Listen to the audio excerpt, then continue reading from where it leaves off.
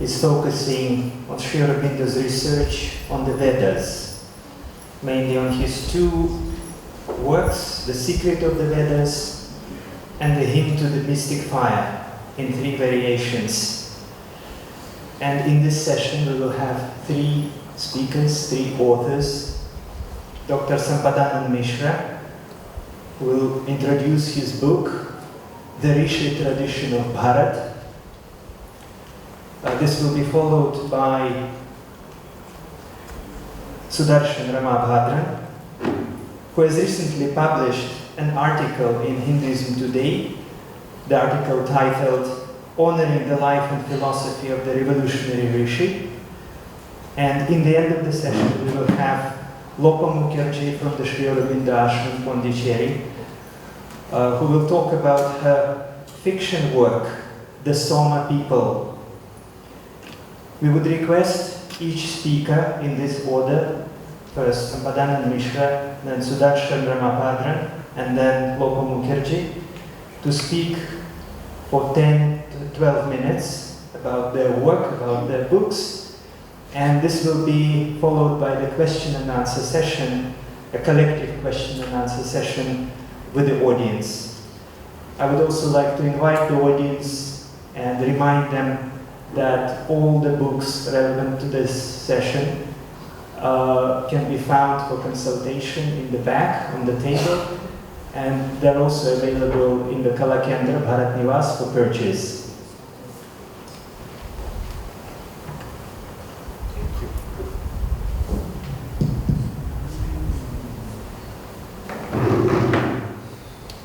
Namaskar to all of you. So it all started with the connection with Sri Aurobindo and especially his Secrete of the Veda. And in order to understand the secret of the Veda or enter into the secret chamber of the Veda, the three things important to know is, like, we need to know what a mantra is. Then, in what rhythmic format the mantra has manifest, which is called the chandas. And then the very seer of the Veda, the Rishi. So Rishi, Chanda, Devata. And also, like, in addition to the chandas, we have to understand the deity invoked in the mantra. So these four aspects, the tradition speaks only of a Rishi, Chanda and a Devata. We also need to know the secret of the mantra. But all these are rooted again in the Rishi. And this is the land of the Rishi. And without understanding the Rishi, it's difficult to understand the Bharat. The whole foundation of Indian culture, the whole foundation, all the sacred texts, the philosophy, starting from the Vedas, Upanishads, the philosophical texts, and all that India has contributed till date is the contribution of the Rishis. And Sri Aurobindo says that there has been no age in which Rishis are not alive. And the power of Rishi, as we find in one of his aphorisms, like, this is the gist of the aphorism, that he says, like, some Rishi sitting in Himalaya, in some cave of Himalaya, thinks of universal love, fraternity, and a French Revolution takes place. That's the power of a Rishi's thought. And a Rishi is known as a Rishi, because who is a Rishi? Like, we need to understand who is a Rishi. And then how many different types of Rishis.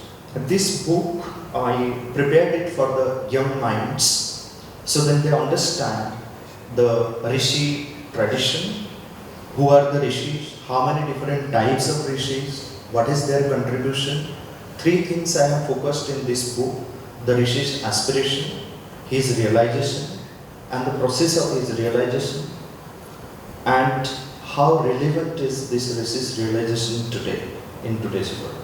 So that's what is the Rishi tradition of Bharat, and then I have chosen 108 Rishis, including the Rishikas, so about whose aspirations, realizations, the processes, and their relevance can be realized by the young minds. That's in brief about the book. But the first thing we need to understand is who is a Rishi. So then it becomes easy to understand when Sri Aurobindo says that there has been no age where Rishis are not alive. They were actually, as Swami Vivekananda says, that the Rishis were the real leaders of the society, not the kings, not the monarchs. That's why he invited the humanity to manifest the Rishitva, the Rishi within oneself. So, who is a Rishi? The Rishi has to have three qualities. The first quality of the Rishi is that a Rishi has to have the inner power of vision called Drishti. So it is Rishi's Drishti because of which, and it is because of the primordial Drishti that the Srishti is possible. When the Supreme Brahman, he desires, so akamayata, ekoham bahusyam, like I'm alone, may I become many. Then the next is tad aikshata, he looked at himself. In his drishti, he brought the whole creation into his drishti. So, I, you, anything that is there in the creation, we are seeing, we are the perceptions, we are perceived by the Supreme Brahman. That's why the whole world and all that exists in this world is called a loka, coming from the root sound lok, means to see. You can see like why a world is called a loka, why I am called a loka, you are called loka, anything is called loka. Because it is seen like an architect. He visualizes everything, the total thing what he wants to create. He brings it into his vision and then gives a form to it by Kriya Shakti. That's why Ichha Shakti, Jnana Shakti and Kriya Shakti are the three primordial Shaktis by which the creation becomes possible. And that is what a Rishi has in his consciousness, Drishti. The second thing is that by the power of Drishti, the Rishi is capable of seeing the truth directly. He comes in contact with the truth directly. He sees the truth directly. And after all, he transcends everything. He is also Kranta Drashta. He has a transcendental vision. What the ordinary people cannot see, the Rishi can see. He can see the past, he can see the present, he can see the future. He is the Trikala Drashta. The same way, a Rishi also has the inner power of audition. So then he not only sees the truth, but can hear the voice of the truth directly. He can hear the voice of the truth directly. So he is also called Satya Shrota. Like he is Satya Drashta, the seer of the truth. He is also known as Satya Shrota, the hearer of the truth. And most importantly, a Rishi also has to have Viveka. Without Viveka, merely with Drishti and Shruti, a Rishi cannot do anything. So, Viveka, he has to have this intuitive discernment, the discernment between right and wrong. And a Rishi also has the power to execute the right. There are many people who know what is truth. They understand what dharma is, what adharma is. Like you see Duryodhana saying, Janami dharmam nachame prakriti. I know what dharma is, but I have no inclination towards dharma. I have no prakriti in dharma. Janami adharma. I know what adharma is. Nachame nivriti. I cannot refrain from adharma. Then he puts the whole blame on the divine. That, oh divine, you are sitting in the heart, the way you are leading me, I am led. This is what is one of the best examples of tamasic surrender. Right? So, the Rishi not only knows what dharma is, what adharma is, what right is, he has the power to execute the right. He knows this is dharma, like Krishna did. He knew what dharma is, and he established dharma at every cost. So, a Rishi is defined by Drishti, Shruti, Viveka Sampanna, the one who is endowed with this inner power of vision, the inner power of audition, and the intuitive discernment, discerning power. It has to be intuitive. It is not merely by intellect one says that okay, this is right, this is not right. It has to come from a higher plane of consciousness. And Rishi lives in an expanded consciousness, not in narrow consciousness. Because in the narrow consciousness, it is difficult to attain to that drishti, shruti and viveka. So he has to expand his consciousness. He has to live in that infinite consciousness, ananta chetana. And Rishi has to have complete oneness established in him. Like there are many things, like suppose you go to the Gita, look at the description which is given for a sthita prajna. You can see that these are the parameters by which a Rishi can be defined, a dhira can be defined. There is a beautiful example of a dhira. It says that vikar hetu sati vikriyante yesham na chetansi tayeva dhira. Most of the times we put the blame on others that like that person is like that. This person is like that. His character is like that. His character is not like that. However good one may be, but here Kalidas says that one's credibility can be verified when you give a chance to that person. So someone is good as long as one has not got the chance. Right? So vikar hetu sati vikriyante yesham chetansi tayavadeva. Being in the presence of the vikar, like whatever creates the vikar, the vikriti. So being in that situation, whose mind and heart is never vikrita, that person is called dhira.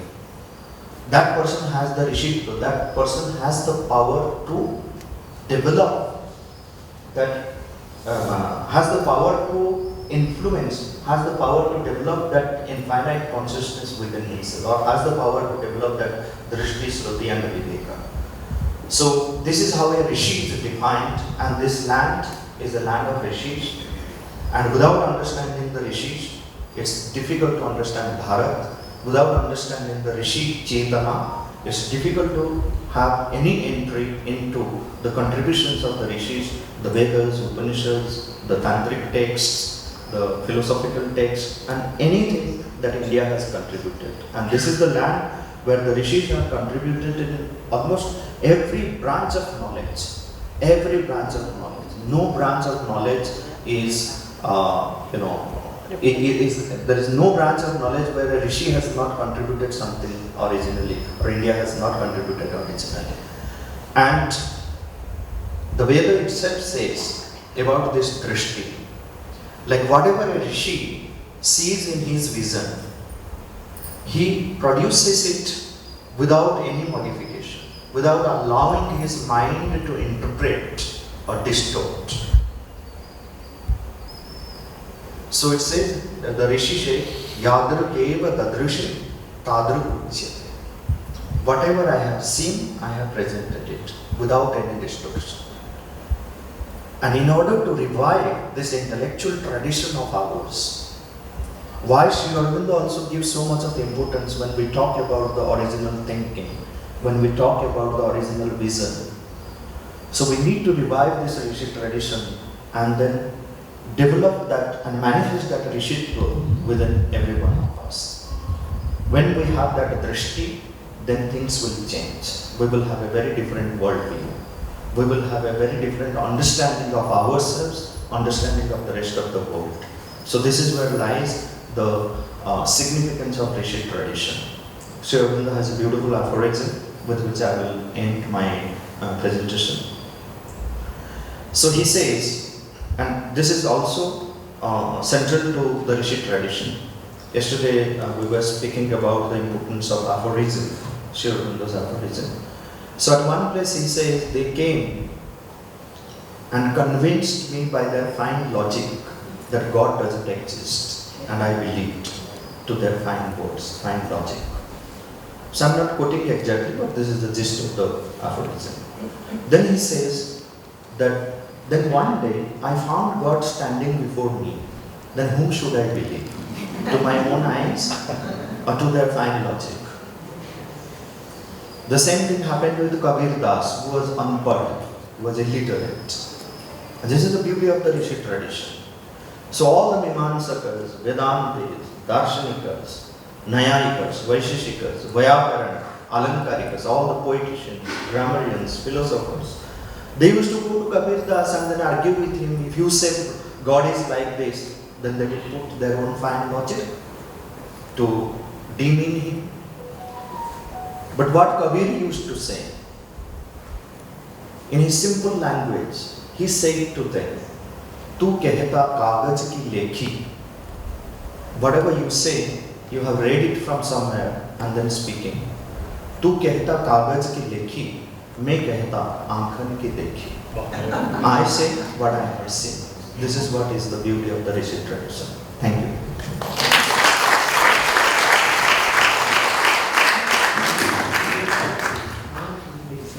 I mean, it's very tough to match to Sampadanandji's erudition and diction. He's not just widely read, but well read on Sri Aurobindo. Good to be with him as well as Lopaji. First of all, I'd like to invoke the supramental force, the grace and blessings of Sri Aurobindo and the Mother. For this divine opportunity, I'd say, because when I met Dr. Ravi a few months back and presented to her one of my articles, she felt that maybe somewhere she had this intuitive thought in her that how does a youngster today look at Sri Aurobindo? And that's why I think this is a divine opportunity. For me, Sri Aurobindo has been very relational. Last year was incredibly tough for me, but somewhere I took it on myself that one of the first writings that I will undertake in that phase was to write on him. This was, of course, a 6,000, 7,000 word article. And the first thing that struck me was, what do I title it? And then I arrived at the revolutionary Rishi. As a student in my school, in my college, my mother and father have ensured I lined up at Matri Mandir. I wake up at 6 a.m. and listen to Ilayaraja singing Manam Vendum Taye in Star Vijay, so that their grace and blessings ensure my continual walk in this life. I'm a student and practitioner of public diplomacy and soft power. Sri Aurobindo moved from hard power to soft power. He was a revolutionary. He moved to soft power where through his values, his teachings, he attracted millions to him.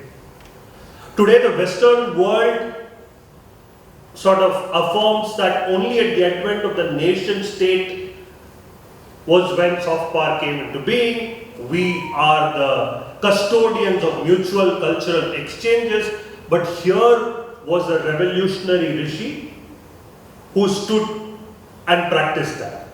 And one of the most fundamental teachings for me from Sri Aurobindo is that he wanted to decolonize our minds. The first lesson towards that is to establish India as a civilizational nation state, not just as a nation state, which means we did not begin in 1947. He alludes to the importance of Saraswati, a civilizational thinking in his book Secrete of the Vedas. For us to anchor upon, we have 10,000 years of lineage, maybe even more, to where we are today. What is fundamental to me? He said, go back to the Veda. Now, another question I had, why is he not saying Vedas? We have 4, we have Upavedas. But my understanding is what he is trying to say is this is the essence of the Veda itself, be it 4 or Upaveda. So he, through his writings, especially in this book, says go back to the Veda. Now I want to take a slight segue into acknowledging the contribution of Veda Vyasa here. Until then, although Sri Aurobindo alludes to Shruti as a form of, Veda, Vyasa did this tremendous help, and I call him one of India's foremost nation builder, Rishis, in documenting the Vedas for us. Because until then, it was only passing down by hearing. Vyasa did this immense service in documenting the Vedas for us. So what does Sri Aurobindo intend to say? I listed down a few points. I thought I'll go on extempore, but I want to highlight certain things. There are 4 key things to the process of inquiry of Sri Aurobindo, and that was touched upon in the first panel. One was revelation, second was inspiration, third was intuition, which was touched upon, and intuitive discrimination. Any inquiry will require these 4 pillars. Why the Veda? Because Sri Aurobindo felt very strongly because it enables spiritual enlightenment, and not just that, self-culture. As a civilization, we need to go back to the Veda because it enables this self-culture in us. The answers that we are searching for perhaps are in the Vedas. My next question was, why secret? Hinduism is a philosophy of not just only and also anybody can read anything they want and understand to their liking. Why secret? Because Sri Aurobindo reasons that this secret is hidden in the world. O seekers, this is hidden in the world. Make that initiative to understand that secret. That which will enable you to steer ahead through self-culture. I take to certain portions of the Rig Veda, chant daily, the Gayatri Mantra respectively. The systematic, clear thinking of the Rishis is what Sri Aurobindo writes beautifully in this book, Om Bhur Bhuva Suva. He describes the 3 worlds, and like it was mentioned in the first panel that he didn't write just for the sake of writing 10,000 words. He wanted to delve deep. This is the beauty of the Rishi tradition that was alluded to, subjective scientists, through this book. Although he said all life is yoga, but I would put it as his life was yoga karmasu kaushalam. Yoga is skill in action. Everything he did was skill in action. Be it writing letters, be it writing poetries, be it going to All India Radio and enunciating his 5 dreams. Everything. It is said that look at Sri Ramakrishna Paramahamsa folding his towel. That is yoga. I would say look at Sri Aurobindo doing these multidisciplinary things. For me, that is yoga. Today we restrict yoga to something physical. Only if I do asanas, I am doing yoga. But here was a man using his critical thinking, giving space for critical analysis in this book, Secret of the Veda, and enunciating us the path of yoga is skill in action. Man of details. Sampadanandji said how it must be referred to as it is, hear it as it is. For him, the importance of the Veda was straightforward text-to-text interpretation, because he relied on authenticity. Look at Vedas for its purport and significance. And then if you want to arrive at an outside significance to it or a meaning to it. Now then I question, why this text? Because he wanted to set right that historical distortions that have happened, which he writes very, very detailedly in the text. He adds light on some of the core issues that are confronting us, which is today the famous Aryan, Dravidian divide, Aryan invasion theory. Oh, I was telling my friend Rajan, publisher of Kalimangal magazine, we really haven't expounded Sri Aurobindo's contribution in debunking this theory. He said, there is no way, and where did he come to analyze the Vedas? Tamil Nadu. And where it is being propagated? Tamil Nadu. And he says, I see people here all around me, they are similar. What are you guys talking? He dedicates several sections in the book on debunking theory. But certain interpreters of Secret of the Vedas, Sri Aurobindo, allude to that perhaps he also, meant Aryan migration, which is possible. Migration is possible. We going to other civilizations and enabling their culture is very much possible, I don't deny it. But to debunk this theory is something that as young writers we will aspire to do, but I also request that this should be sort of enabled at the leadership level. Some of you are leaders in this thought here, to also enable this for youngsters like us. Sri Aurobindo wrote that Rig Veda is one of the most greatest advancement of human history. Time and again, his emphasis, his vision, I discuss with my father, who's a tremendous devotee of Sri Aurobindo, as well as my mother. One word that comes to their mind also is recovery. Recover that knowledge. Possibly he himself alludes to Dayanand Swamiji of Arya Samaj, but that a man was dedicated to recovery. Had he wanted, he could have set out on his own way of teaching for all of us. But he's inspired. Because of this, the article that I wrote, I still get messages from Mauritius, from US, from others that I take to one practice of Sri Aurobindo every day.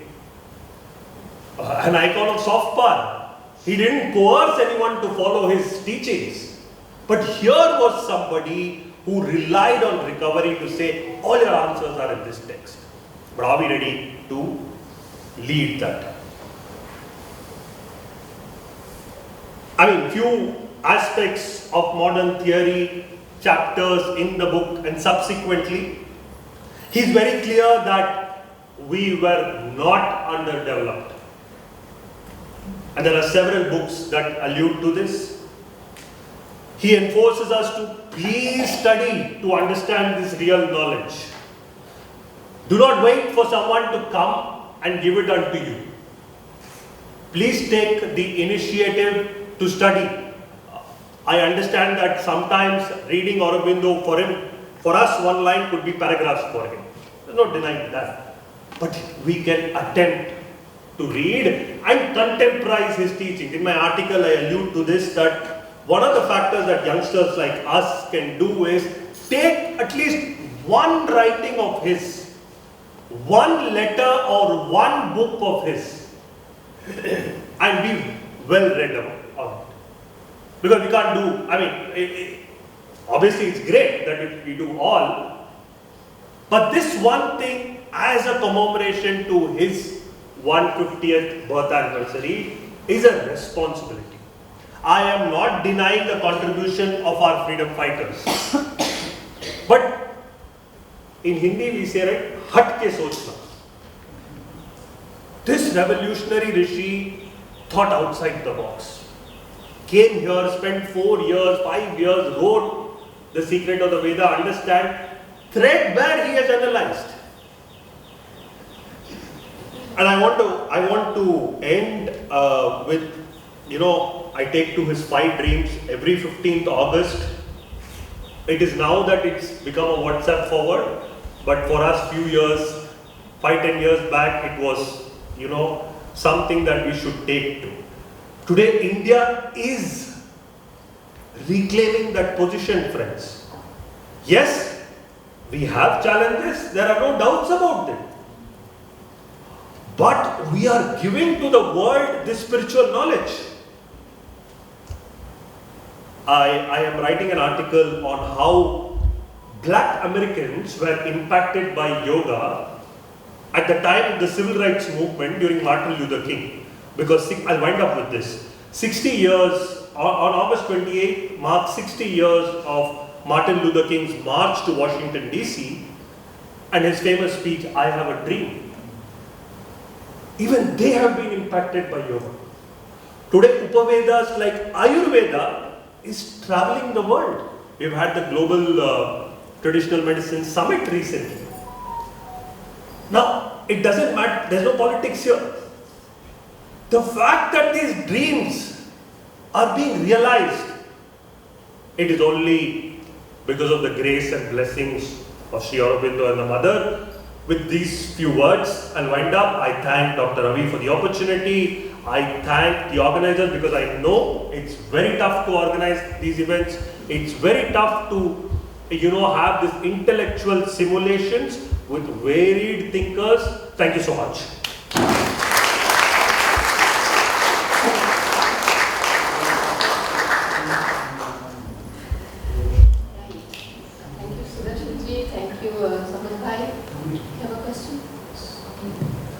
Oh, you have a question? At the end.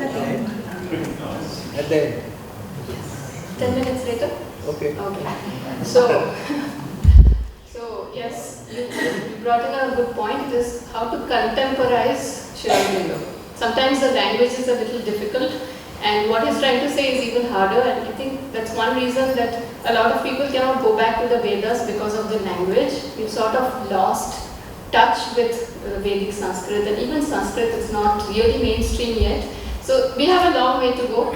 So I thought I could do a little bit of exploring that, the Adbhutam. There is a shloka from the Veda, Rig Veda. This is a conversation that Agastya is having with Indra. So Indra is the lord of the human mind, and Agastya is an aspiring rishi. So Indra says, Na nunamasti, na shua, kastam veda yat adbhutam. He's not here right now, he's not going to be tomorrow because he's eternal. Who knows him or it? That is the adbhutam, that mystery. Then anyasya chittam abhisancharenyam. It's there everywhere, but you try to grasp it with your mind. Utadhitam vinashyati. It escapes. So what is that mystery that we're trying to grasp? And that's the mystery in the Vedas.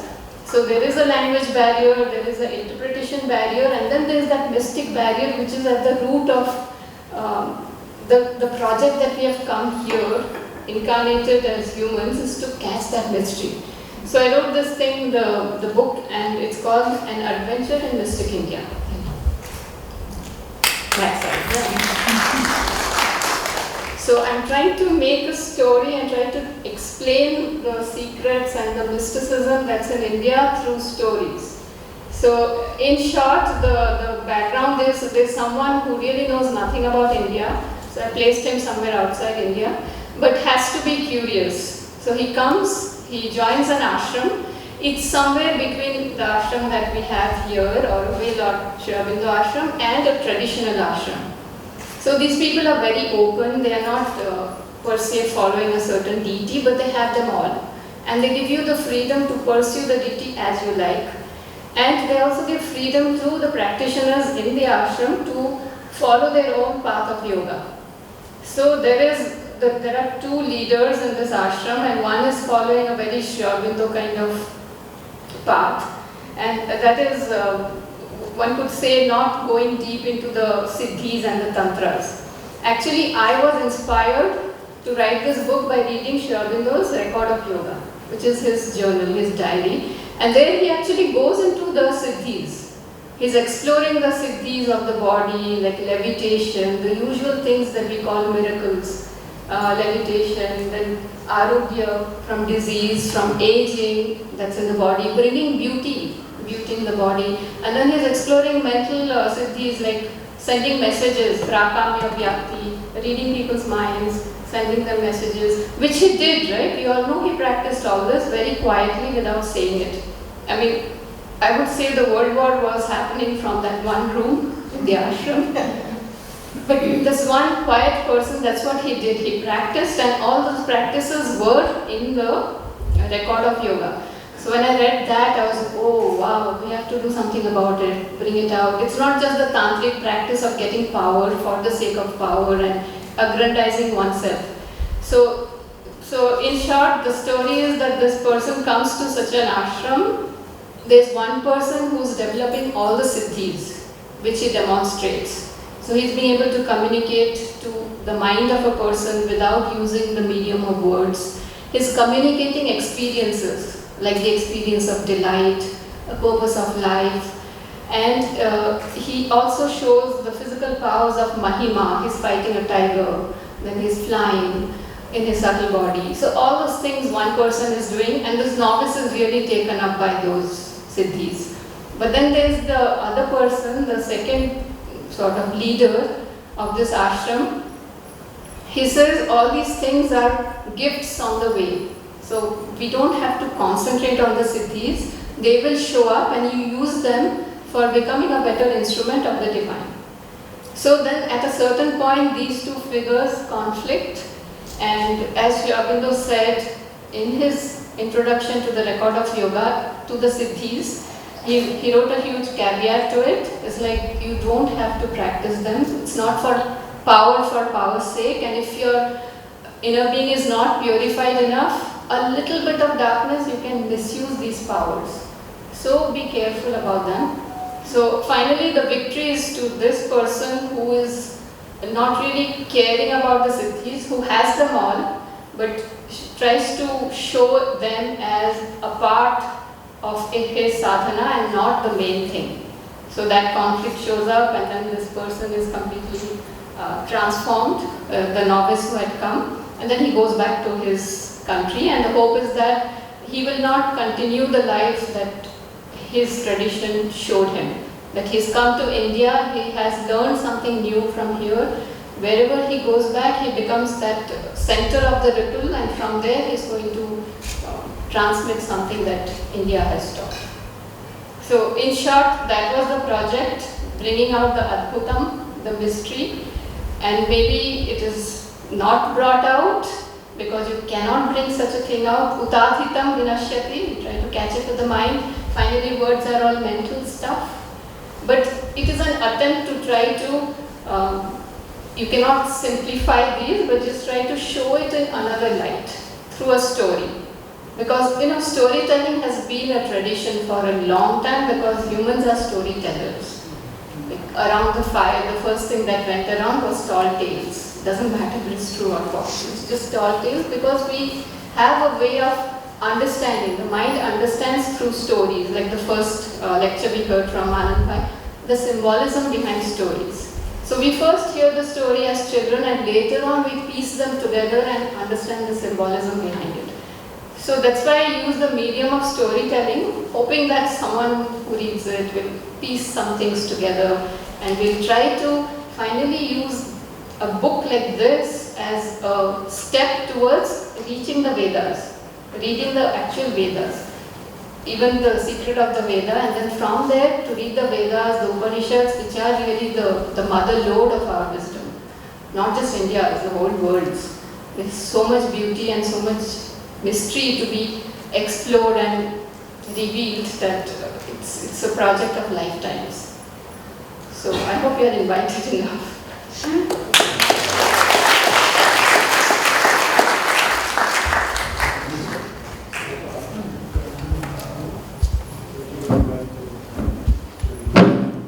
I came here and missed my friend Dr. Sambodananda's talk, maybe, but I was amazed by your talk.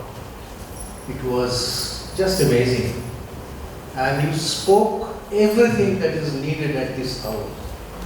And you spoke of the recovery, you spoke of the symbols, you spoke of the hidden meanings, lost scripture, I would say. And recovery relates to something which was buried. Yeah. And Sri Aurobindo, I am apologizing to any Buddhist here. Sri Aurobindo is very fond of Buddha, but he blames Buddhism for this. And it was buried.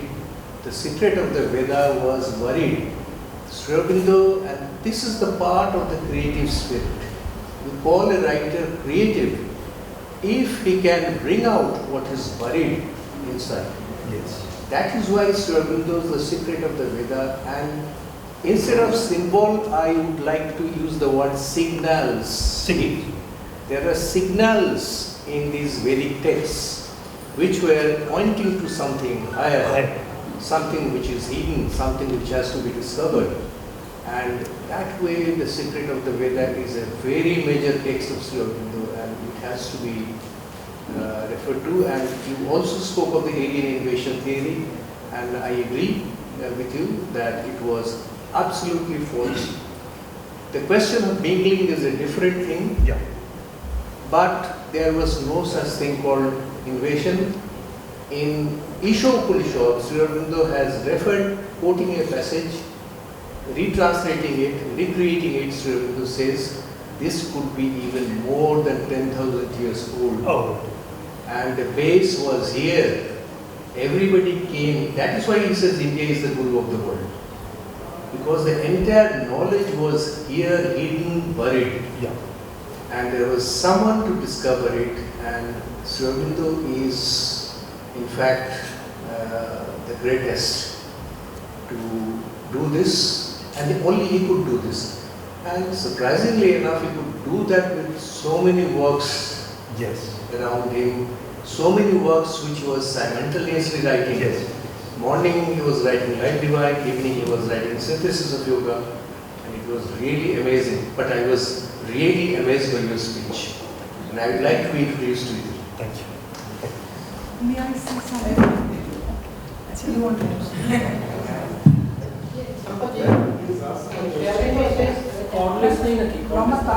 I will complete briefly. So I thank the speakers for your speeches. All the speeches were superb, and thank you, Sudarshanji. You have actually rightly pointed out a very serious aspect. We are, like 10 years ago, people called him, the academics, the professors called Sri Aurobindo a post-colonial thinker. No, that you pointed out, he is a decolonial thinker. So the future poetry is actually a decolonial text, and I think you must have gone through that William Archer's India and the Future, which was published in 1917, and in response to that, Sri Aurobindo writes, "Is India civilized?" And from there we get the clue that he is a decolonial thinker. And actually the academia, the universities must take this into account. Thank you very much for raising that issue. There's some questions there. My questions there. Just very briefly, this is for Lopa. Actually, you just use the term that words are finally mental things. You see, in her book of mantras, the mother says, new words are needed to manifest a new force. So I feel that maybe it's a new pedagogy altogether that we need to work for. It's just That comes through the evolution of consciousness. That will come automatically. the educationists. No, it's not education is necessarily, it's evolution of consciousness. Consciousness and education, they are two different things. So the writer has to evolve to use those Yes, words. yes, the writer. It's better to Not- speak on the mic for the Not necessarily any writer. Is it? Can I request you to please come down the well? The wire cannot reach up till you. But let her answer this question. Yes. Lopa to answer this No, question. it's a very pertinent comment, and there have been attempts at mantric texts, like the Savitri is a mantric text. So, and future poetry surely talks of words that are coming from different layers. In fact, why did he revise the Savitri? Every time, apparently, he got it from higher and higher regions. So it is possible, very much possible, and which language will go ahead? Could be any language perhaps, or something completely new that we are not aware of. It There could be a language of silence that you read between the lines more than you read the lines. Who knows what is coming The in the mother future. writes in the prayers and meditations, every day the unforeseen is before us. Sampaji, Auroville says he had a new Nirukta, based on that he is exploring the secrets of Vedas. What is that new Nirukta? What is that? It's not easily understandable. Can you explain about that? When we come to the secret of the Veda, see, I look at it from three things which I grasp from the writings of Sri Auroville. First thing we see that he presents a unique worldview. Once you go through the secret of the Veda, the interpretation that he gives, he is revealing step by step the secret of human life itself, the secret of the creation itself. Second thing, that we find a greater psychology in the interpretation of secret of the Veda. Of course, rest of his writings, but I am specifically mentioning about the psychology, the greater psychology of which the Vedic Rishis were much aware of. And Sri Aurobindo is, you can say, recovering it, or he is diving deep to manifest that greater psychology.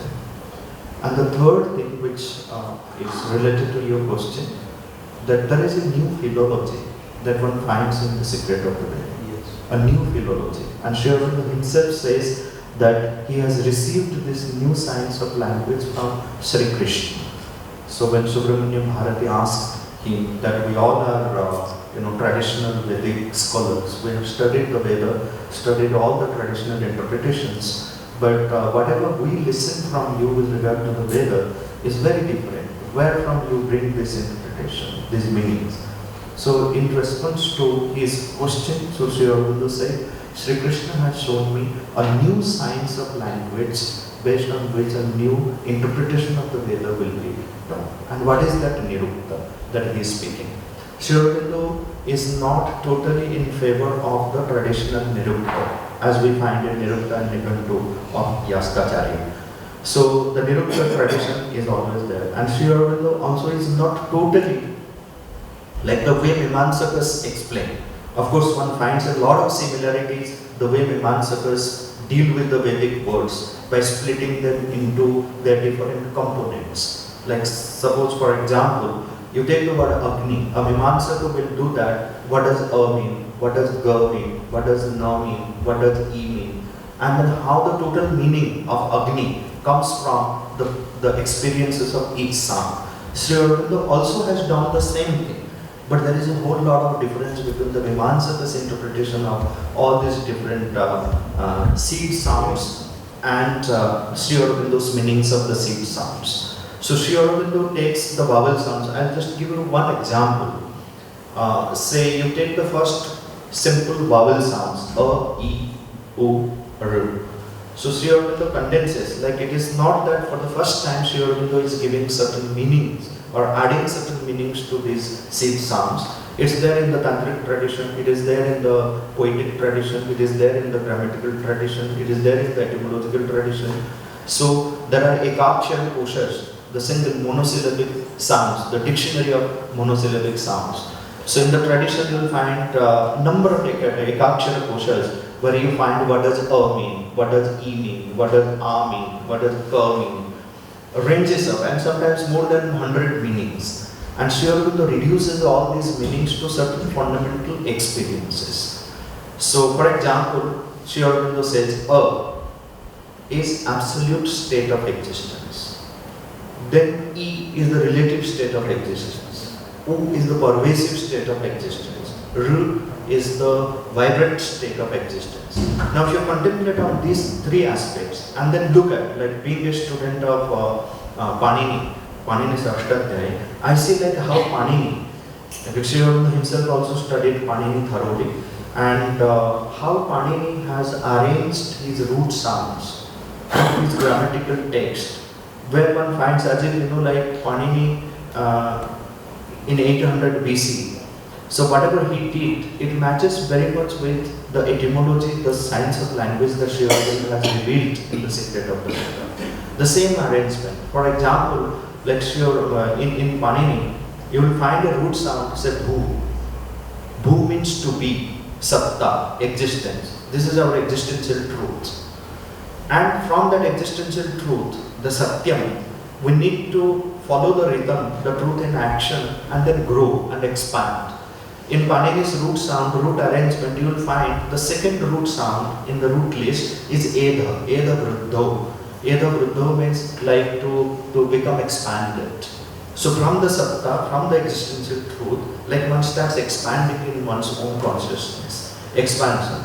So the same way, again, if you find the meanings of these root sounds given in Panini, and based on the meanings, the experiences, fundamental experiences which Sri Aurobindo speaks in the Secret of the Veda, and based on which Sri Aurobindo himself, like if anyone wants to understand the Secret of the Veda and the methodology which Sri Aurobindo followed and the new science of language, just concentrate on the interpretation of the first mantra of Rig Veda.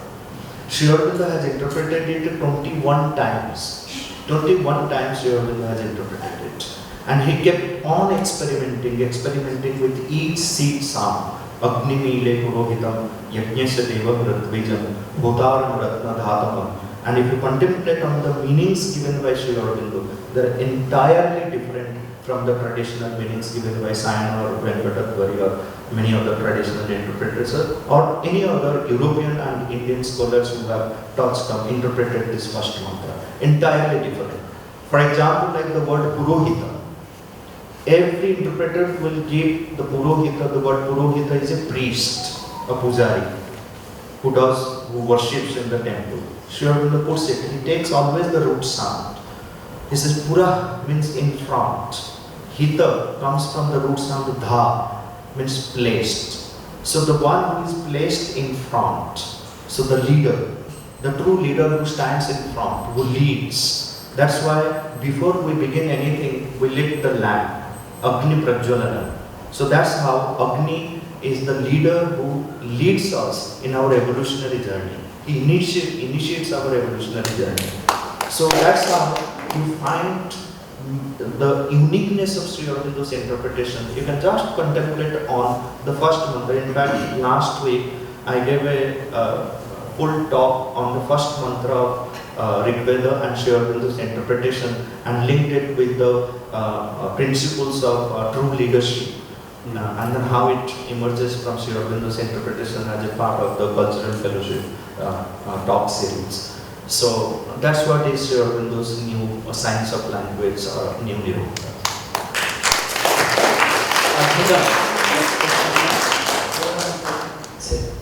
Good morning to all the three wise people here, and very good morning to all the participants here. And I can say that all the participants here are wiser people, because when the people are listening to wise people, they become wiser. So on behalf of all the wiser people here, I pose my doubt to Ms. Raji. In different eras of time, there were different rishis. So do we have rishis in our present era? And if there are any rishis, who are they? Sampaji. In that sense, like there is a rishi sitting in every one of us. Correct. So it's up to us how to manifest that rishi and then follow the rishi tradition and pay the rishi runa. Just to add on, it doesn't mean that if you are referred to as a rishi, you retire to Himalayas. Right? What Sri Aurobindo's teachings, writings, at least that is my personal takeaway. You realize you are a rishi and move in the world. Yes. That's the power of example. Nowadays there is somebody goes to India is a land of makans. Absolutely. Not only Aurobindo. Absolutely. And starting with the intellectual research, they have ended with they have evolved into spiritual search. Absolutely. And everyone who realizes their soul through meditation and other things, they are understood Vedas. This means to be understood by everybody. Absolutely. We are not writing and other things. It comes to practice. Yes. Realization. Okay. Yes. I am taking that because I am a spiritual speaker. I have given up my modern dresses from 15th August. I have started wearing this dress. Since it is 12 noon, let me quote, we do not belong to the past dawns but to the noons of the future. So with that, you are asking us to close the session. Any questions more? Rajesh, would you like to come?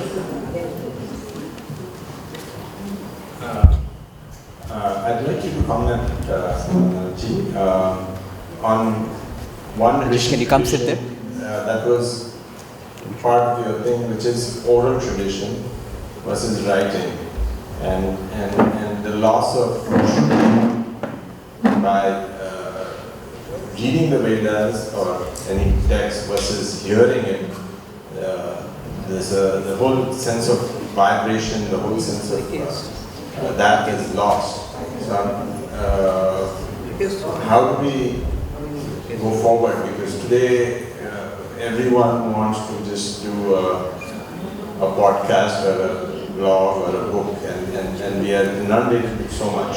We don't have time to really absorb all vibrations. So the written tradition had taken over, and now it's the video tradition and the other things that make everything more visual. But we are relying much less on our hearing. Yes, when we say the Shruti tradition, the word Shruti itself has two different meanings. Like one is when you refer to the oral tradition, it is someone who is repeating the mantra you are listening and then retaining it in your memory. So that's how the oral tradition came, and which is alive also. Today also, like you find in Gurukulas, 10,000s and 15,000s of Veda mantras which are there in the memory of the Gurukul students. So that's one Shruti tradition. That's one meaning of Shruti.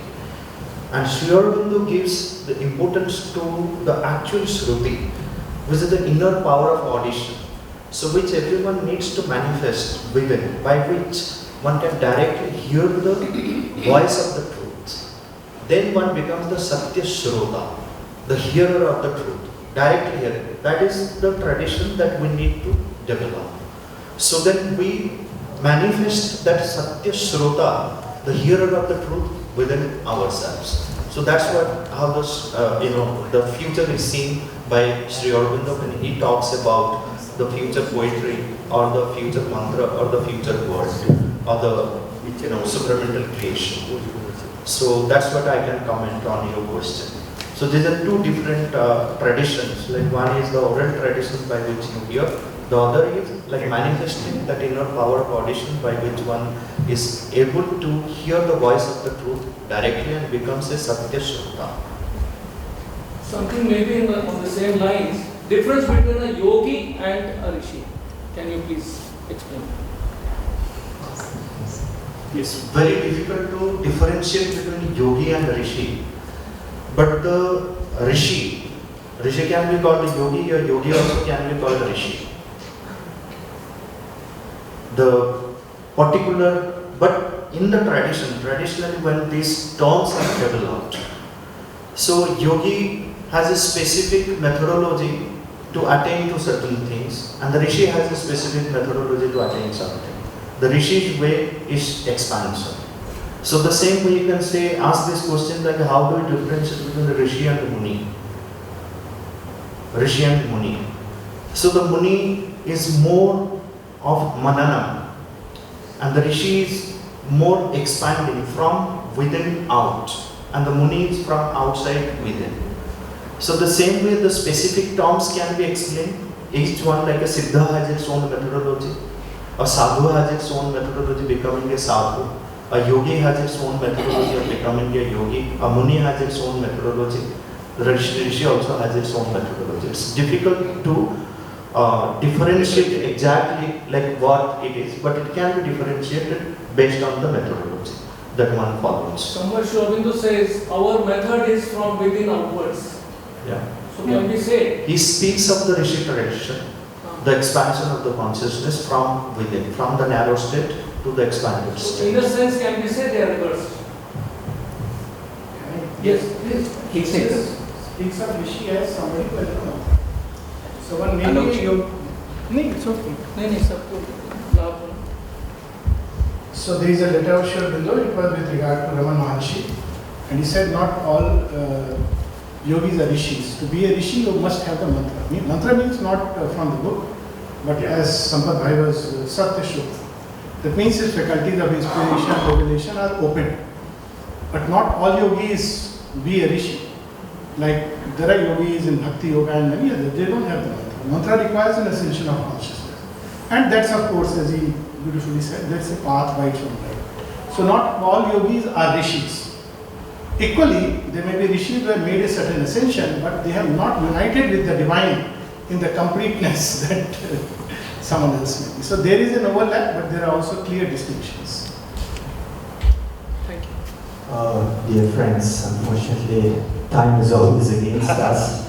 No amount of time can do justice to the topic as profound as Sri Aurobindo's connection to the Veda. But we have to go with the time as long as we are in this world. I'm very sorry to interrupt this session, but I would request our speakers to linger a moment and receive the mementos. Dr. Sampadana Mishra, the author of the Rishi tradition of Bharat.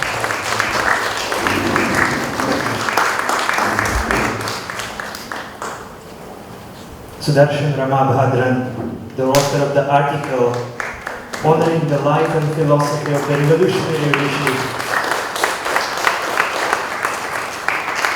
and Lopa Mukherjee, the author of the Soma people.